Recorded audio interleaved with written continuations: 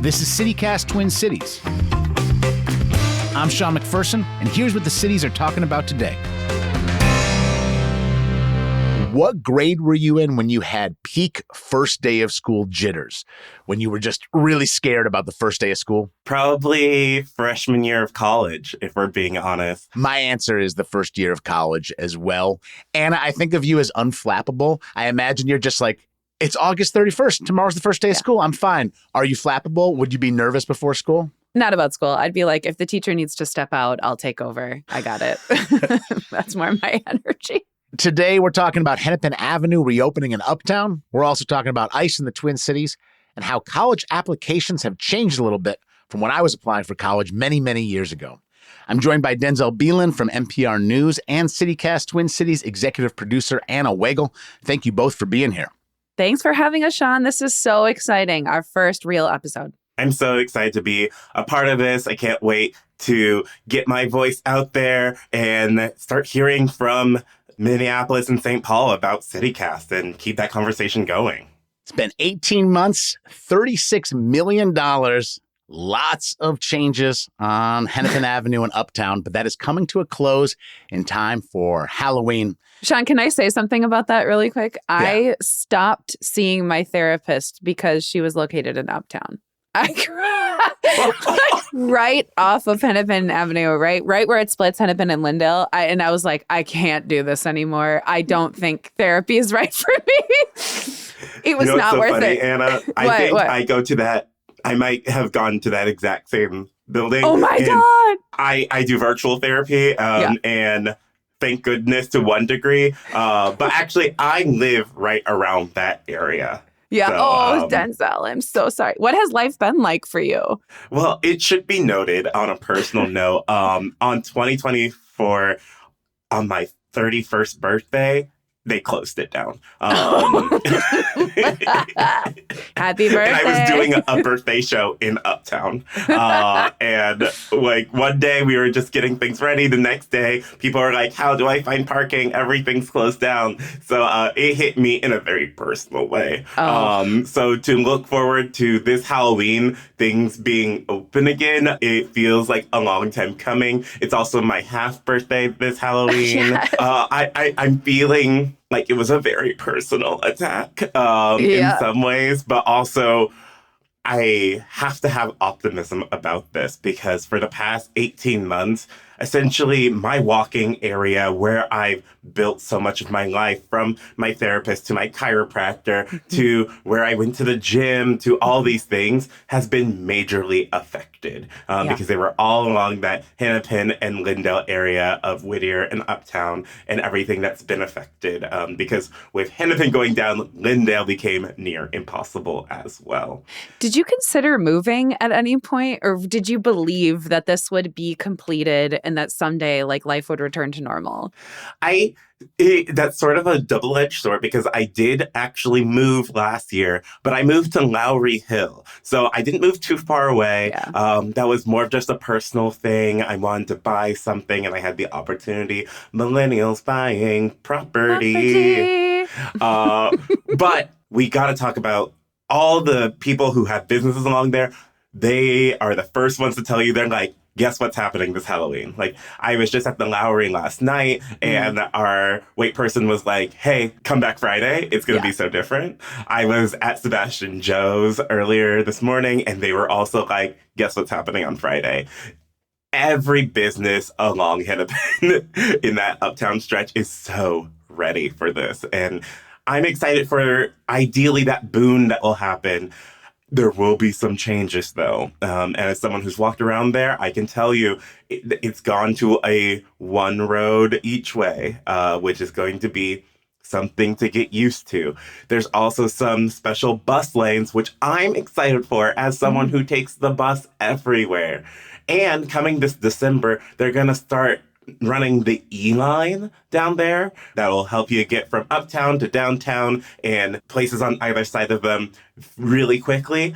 And while it may not be the usual where's my parking lot car mentality that Minnesota is known for in my eyes, I think the potential for people using public transportation jump scare for some, has increased so high. And I'm utterly thrilled for it, even though it took 18 months and like $36 million later. Yeah. A clarifying question, and then I want to ask a question about that. Did you say you went to Sebastian Joe's this morning? Did you eat ice cream for breakfast? I did not. I thought about it, Okay. but they have a lovely coffee bar, True. And I got a chai. Okay, lovely. And then, yeah, so 18 months, was it supposed to take that long? Was this a surprise to anyone? And how are businesses like supposed to survive that amount of time with construction in front of their entrance? I don't know how long construction takes, period, ever. Because Yeah. sometimes it feels like they fix things immediately. And sometimes you're like, where is people? And I think that was one of the most frustrating things that we witnessed is that we would see, these big mechanical trucks tearing up the road. And then it felt like weeks and maybe sometimes months where we didn't see those trucks there, but a torn up road. And we're like, where are you? You destroyed our road. Please fix it. And it's just the chess that is construction season here, and how that ties into certain fundings and certain projects. And, you never know what emergencies happen. So I think people are having as much grace as they could. But even outside my chiropractor's office for the spooky season, it's skeletons wearing construction vests, right? Like, construction has permeated everything along the Uptown area of Lyndale and Hennepin because, you can't drive up Hennepin, so you try to go down Lyndale. And talk about a parking lot situation. Yeah, totally. It's been brutal on both sides. And I think both sides of businesses have seen a lot of changes in the past 18 months, in a large part effective because of that. Denzel, you mentioned that you didn't strongly consider moving because you believe in how important this neighborhood is. What's so important about this neighborhood? I find this neighborhood extremely walkable. I find it attracts young people, which I think is so important to have areas that young people feel like they're thriving. And while I'm starting to feel my knees crack and Gen Z just being a different beast than me as a young millennial was, I do like that they have a place and that there's a chance for them to be in droves that isn't necessarily super out of price ranges like we see in some other like younger quote unquote neighborhoods where it's like, gosh, I hope you're working for a Fortune 500 in order to afford this, right? It's like an area where I really felt that city life that I really do love, especially being, like in the Twin Cities. You want it to feel like a city. If I wanted to be in my car all the time, I would be in a suburb. So you've mentioned a bunch of places in Uptown that mean so much to you, including your therapist and your chiropractor. But if you want to send people some way to help support businesses as this construction wraps up, any places we absolutely have to go to. I think if you're looking for a really cool sort of coffee shop experience, Umbra Arts, which is at that Lyndale and Lake intersection, which again has been affected because there's been so much traffic congestion, is a wonderful spot. It is part coffee shop, it is part art gallery, and it's part leather shop. Ooh. And I think it's one of the most unique experiences where you can get your coffee, you can check out, maybe you're going to get yourself a little bulldog harness if you're feeling your another one fantasy. You mean? Yeah. And you can go upstairs and see some really cool art that the whole building is run by queer folk. There's a lot of BIPOC folk who are part of that management team as well. And I think it's one of the most unique experiences. There's also just a lot of food. I'm a big fan and longtime supporter of Nico's Tacos on Hennepin. And they've really been, holding on, even though their street has just been obliterated in front of them. They have some really cool late night deals and some really great happy hour. They have one of my favorite, cheese sauces and guacs as well. There's so much to do. My big recommendation is park near maybe the Isles, hop on Hennepin and start walking. Yes. And just see. And if you like a shop, go in it. I love it. Thank you. You just momentarily became our food contributor, and I appreciate that. What a dream. Let's go to a restaurant, Sean and Anna. Let's go to a restaurant and eat. I'll get my leathers. Yes. We do want to hear from you. Where do you get your tacos? Where do you get your bulldog harnesses? Text us or leave us a voicemail on the CityCast Twin Cities hotline, 612-217-0637. We have more news to discuss, but we're going to take a quick break.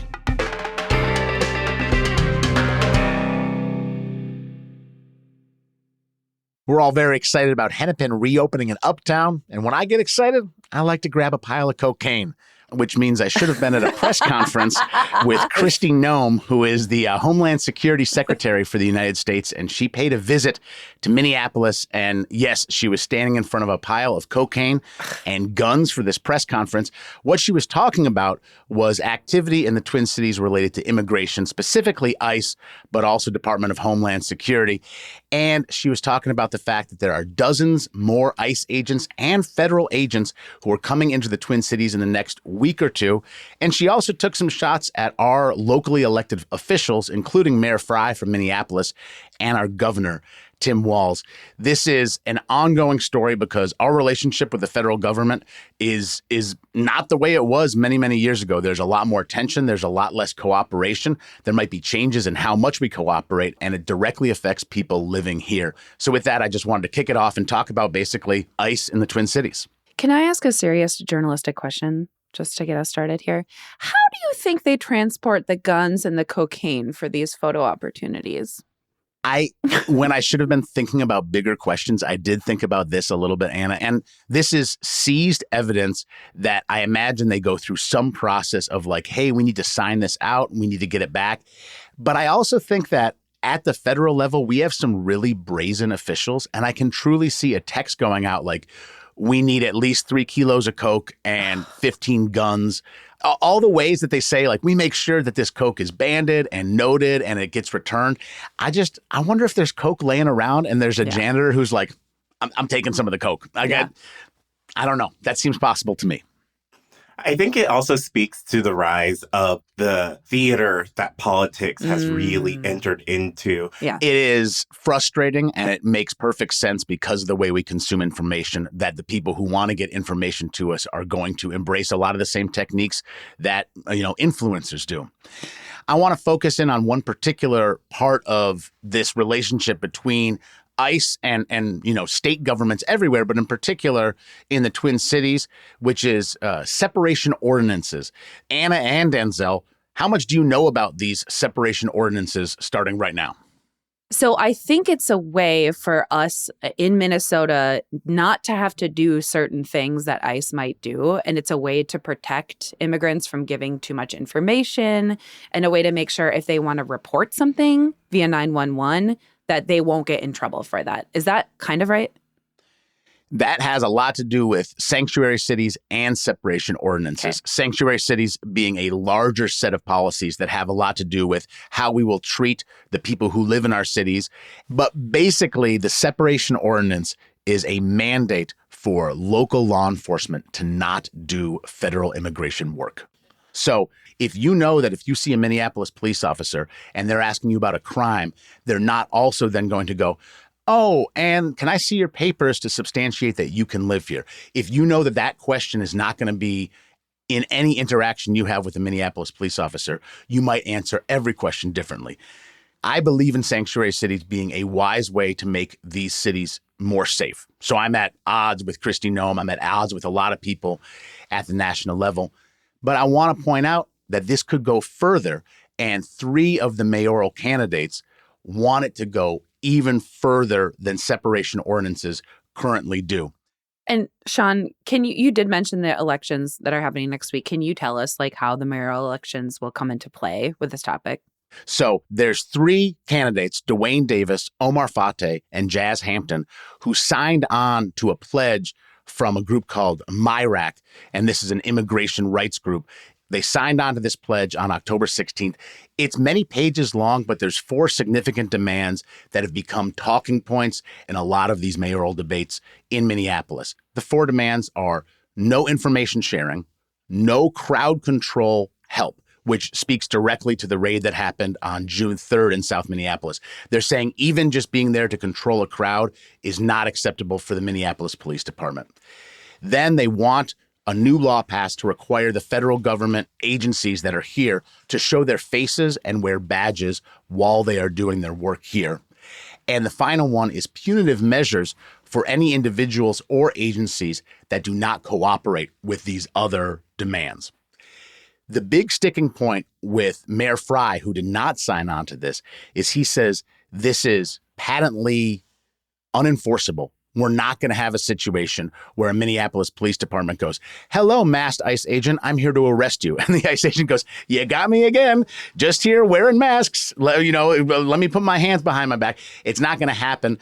Now, on top of that, he also goes, if we are sharing no info with the federal government, how's that going to work when we have a situation where we know Melissa Hortman has already been killed and we're trying to figure out as quickly as possible what other danger everyone is in, including other elected officials. And if there's going to be laws that say you can't share any information, and some of this stuff happens in Minneapolis, are we tying one of our hands behind our back to keep people safe? And so Mayor Fry's going, this is dangerous. I can't sign on to this. And mainly Dwayne Davis, Omar Fateh, and Jazz Hampton are saying, we are signing on to this and we're going to figure out how to make it work. I heard a little bit of a non-answer yesterday morning on WCCO from Omar Fateh, where he kind of said, I'll have to talk to the police chief to figure out how we can make this happen. Fundamentally, I go, I don't think there's a conversation you can have where then you're going to be able to arrest ICE agents. That's not a conversation level thing. But I also think people living in Minneapolis and St. Paul are scared out of their minds for good reason. And to have some mayoral candidates going, I want to make it more comfortable to live here, I see a reason to create an even deeper separation. But I'm torn because I also want there to be reasonable channels about things that I believe are reasonable, like trying to find an armed killer who's on the run. Do we know if this is an issue that is like on the average voter's minds heading into election time? I don't know. When I listen to the national conversation, people say a lot of folks who were born in the United States and feel like even if you did check their papers, they would be all good. They go, fine, who cares? And what they really want to talk about is the economy. Yeah. I don't know how true that is across the country, especially in cities where your neighbor is an immigrant. And your neighbor might be completely legit to be here in this country, but maybe they speak Spanish and now suddenly somebody's going to come through and make their life a living hell. I think it does hit differently in cities, but I don't know the salience at the national level or even, frankly, at the Twin Cities level. I haven't seen as much polling as I expected leading up to this mayoral election. We might not have all the polling we want, but we do want to poll you. You're tuned in. What do you think about this? Let us know what you think about ICE maybe coming into the Twin Cities more than they already are, and how the mayoral candidates might respond to that happening. Leave us a voicemail or send us a text on the CityCast Twin Cities hotline. That's 612-217-0637. There's more to talk about, but before that, we'll take a quick break.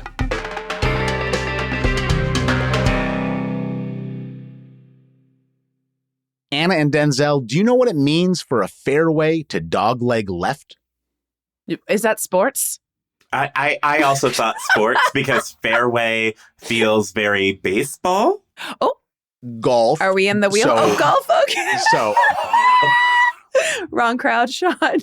No, exactly the right crowd, because one of the times my dad totally lost me is when he started using all sorts of golf jargon on my first day of trying to play golf. And it really soured me on the sport because he knows I don't know anything. And then he goes, watch out, this one dog legs left. And I go, I don't know who you're trying to impress, but I'm your son. You've been with me almost every day of my life. You know I don't know what you're talking about. And that's a lot how college applications can feel in my world, even though that's what my dad did for a job. He was a college administrator. He was a college president. His research was in financing college and how it should be paid for. And yet, it is still such a jargony thing. And so many times there's people who have a better and more affordable path to college than the one they take. And often I think it's because people in charge go, watch out, a dog legs left. And they hope that you're going to figure it out when actually there's a simpler way to do this. And there's this program in Minnesota that's been going for 4 years that I think is simpler. Nina Moyni was talking about it on Minnesota Now, and Anna has more to add. Yes. So this program is called Direct Admissions, and it sends out college admission letters to high school seniors before they apply. So they're just automatically accepting you to college. It's coordinated by the Office of Higher Education, and it's meant to take some of the complications and some of that mystery out of applying for college. I can say there was a lot of stress for me around college applications. I did not get into the college that I wanted to, which was in my home state, and I had to go to a different state. You know, it ended up being a really great thing, but there was so much turbulence around that whole process, and it really made me question a lot of things. And so I know receiving a letter like this would have meant the world to me. Me and my mom, which is my family unit, worked so hard almost from the jump with college in mind that it would maybe be such a different path of my whole education career had we known a program like this existed. I was in an accelerated academic program that helped place me within a private school in Seattle because I was with those resources with lower cost because, as I like to say, I was broke, black, and brilliant. I had a lot more support about the college experience, right? But I could only imagine the sort of relief of people who are like, I want this thing, but I don't know how to access those resources. And maybe I don't even have the time to access those resources. This sounds really cool and really considering a wide breadth of people. And I'm thrilled that education's making it happen. There's people who think college isn't for them because they were told that by their teachers erroneously. They were told that by their parents erroneously. There's also people who think college is for them, but they can't drop $75 per application to find out which college is for them. And these are hurdles to admission that really hurt them and really hurt these colleges. And I want to make jokes like, oh, this is thirsty. This is colleges going out and going, just so you know, if you do want to go out with me, I would say yes. And I was like, yeah, that seems like a strange way for an institution to act. On the other hand, exactly what I want colleges to be is thirsty. I want colleges to go, we want classes full of people who we think can succeed here, and they've done the research and they think you can thrive here based on your test scores, based on your background, but they don't want to throw up a couple hurdles. Okay, just write a laborious essay. Okay, just, send us $75 for us to decide if you are good here or not. This is a much more egalitarian way to bring in the right kind of college classes. And so I'm not like, oh, it was perfect the way it was before. It was trash. It was trash the way we all applied to college. And this is better. Yeah. Yeah. And I think the reason my husband and I went on our first date was because I texted him, when are you going to ask me on a date? And he replied, Friday. So it does work. We're married now, so it works, is what I'm saying. But a ton of schools participate in this program, 55. So all of Minnesota State, 4 U of M campuses, 15 private colleges and universities, and 3 tribal colleges. Wow. And just to also say, I'm with my partner right now because he was very certain about us. And you can say thirsty. That's fine. You know what? I in some degrees, yes. I learned that most times where I thought we ran into each other at the bar, he was like, no, you go here on this day. And I made sure to be there. That's right. And I was like, actually, yeah, I like people like knowing that someone's into them. Yes. People want to know that education is for them. And I do think there's been a weird, mysterious sort of cool girl sensation when it comes to higher education. And now they're like, that's not working. And it really hasn't worked. That cool girl who's so mysterious is often so lonely. So why not go out there and be like, hey, let's hang out. Hey, why don't you get your 4-year degree? If they say no, be like, that's cool. At least I tried. Rather than these colleges being like, why is no one applying? We just built a rock wall. Yep. Now, Anna, they got to figure out how these students are qualified. How do they figure it out without that application process? They measure a couple of things. Students' unweighted cumulative GPA. So that means their overall grade point average across all high school courses without getting any of that extra credit for honors, AP, or college level classes. And then whether they're on track in their high school coursework. So do you think either of you would have gotten one of these letters? I think I would have. I know I would have. Let's just be that person. I was a banger student. Yeah. There's a forerunner to this, Anna, that I benefited from. And it said, if you take your SAT score and times it by this with your GPA, you are informed that you will get into the University of Minnesota as a resident of Minnesota. So they still gave me that assurance in Okay. 1999. And I think this is kind of just that program on steroids, more campuses, but still just kind of, hey, we've done the math and you fit the bill, so come on in. And I think, again, that level of confidence also let me dream big, because I go, I can apply to this college, but if I don't get in, I can get back to the U. Well, and that's exactly what the goal is of this program. It's equity and access, so making college admissions clearer and simpler for students and families, and also keeping students in state. So it's helping Minnesota colleges with enrollment and helping students make decisions faster, because the faster you make the decision, the more time you have to figure out the financing and the money part of all of this. And like you said earlier, this waives the admission fee as well, which can really stack up if you're applying to a lot of different colleges. And in this NPR story that we're talking about, program coordinator Aaron Salasek told NPR that through our assessment the last 4 years, we've seen an increase of 6% of students remaining within the state of Minnesota immediately following high school graduation. So that 6%, that's something, and they're hoping that that number will grow and grow. This is a enthusing story in a time where I feel like we are in a desert with no stories to feel positive about. So thank you for bringing that to us, Anna.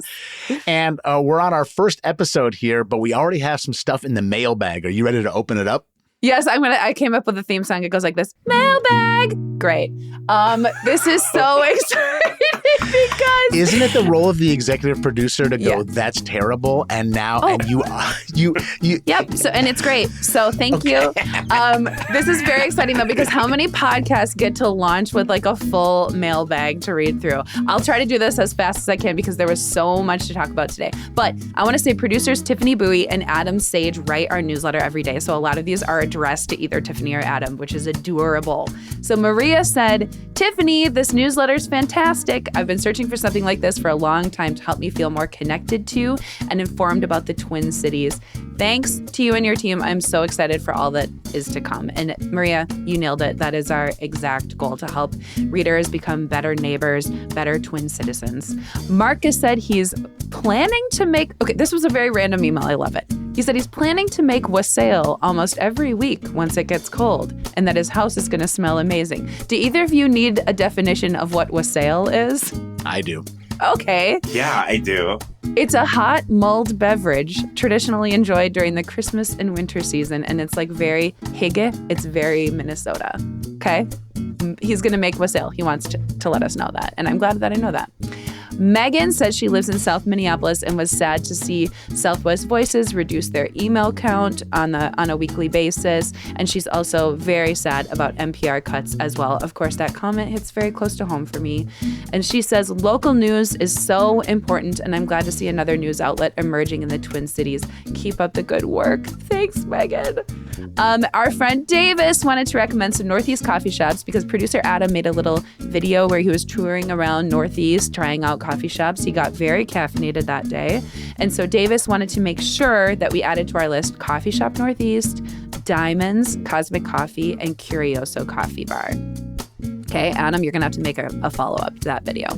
Sam gave us a little light teasing, and we all love a little light teasing because Tiffany included a Bon Iver song in a newsletter last week, and Sam said, "You're so emo. I love it."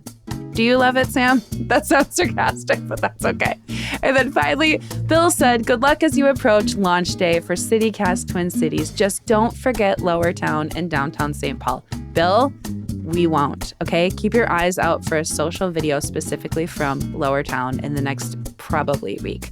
So if you want to reach out to us, shoot us an email at twincities@citycast.fm, or like Sean has been saying, text or leave us a voicemail at 612-217-0637. We are so excited to launch this podcast. It has been such an honor hearing from people already, and I can't wait to just keep making connections throughout the Twin Cities. Mailbag. Mailbag! See, now that's excellent. I really enjoyed Denzel's, addendum to the theme. Yes. That's all for the first episode here on CityCast Twin Cities. I'm your host, Sean McPherson. Denzel Beelan, Anna Wagle, thank you so much for joining me. Thank you, Sean. Happy to be here. That was Denzel Beelan from NPR News and executive producer Anna Wagle.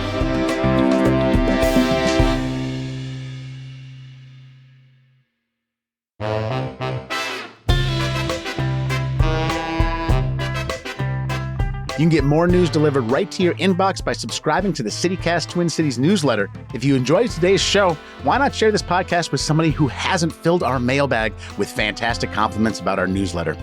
We'll see you back here tomorrow for more news from around the city.